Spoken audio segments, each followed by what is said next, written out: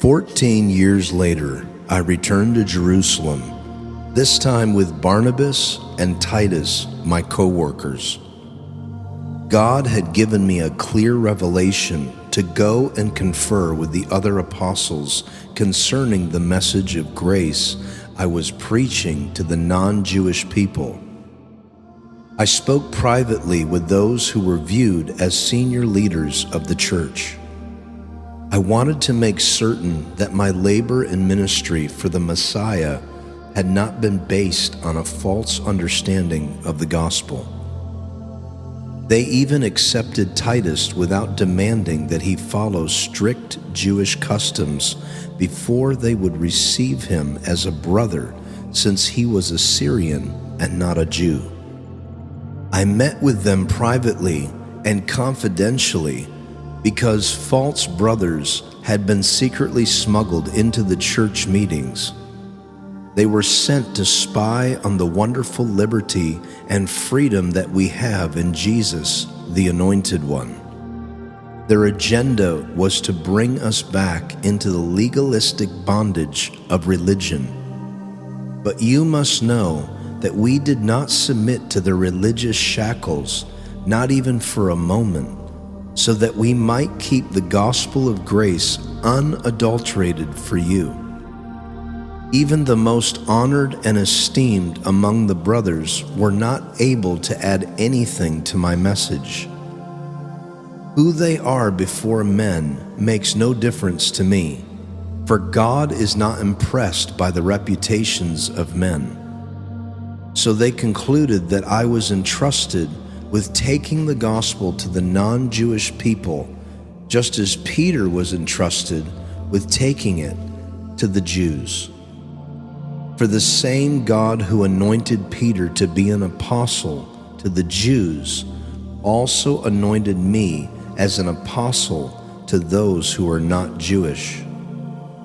When they all recognized this grace operating in my ministry, James, Peter, and John, the esteemed followers of Jesus, extended to me the warmth of Christian fellowship and honored my calling to minister to the non-Jewish people.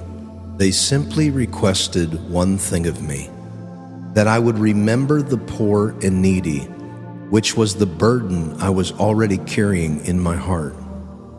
But when Peter visited Antioch, he began to mislead the believers and cause them to stumble over his behavior, so I had to confront him to his face over what he was doing.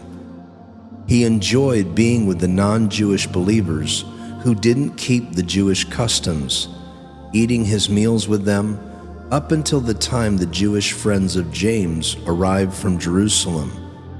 When he saw them, he withdrew from his non-Jewish friends and separated himself from them, acting like an Orthodox Jew, fearing how it would look to them if he ate with the non-Jewish believers.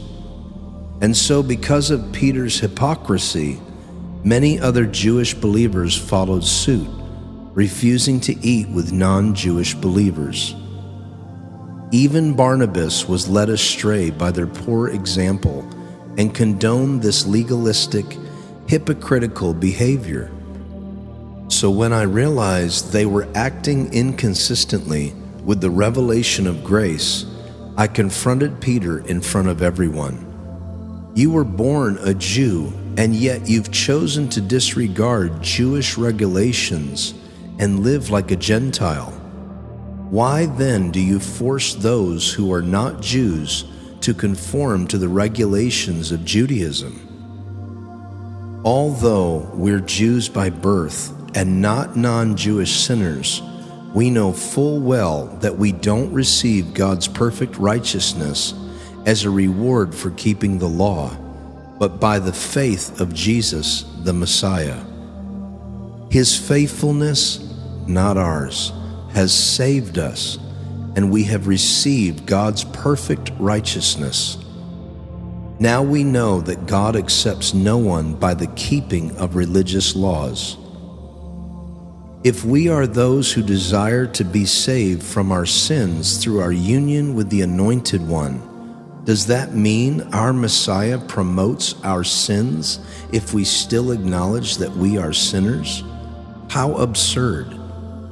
For if I start over and reconstruct the old religious system that I have torn down with the message of grace, I will appear to be one who turns his back on the truth.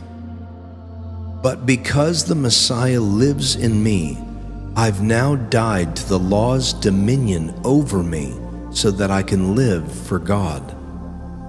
My only identity has been co-crucified with Messiah and no longer lives, for the nails of his cross crucified me with him.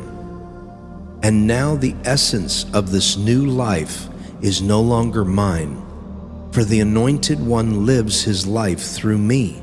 We live in union as one. My new life is empowered by the faith of the Son of God, who loves me so much that he gave himself for me and dispenses his life into mine. So that is why I don't view God's grace as something minor or peripheral.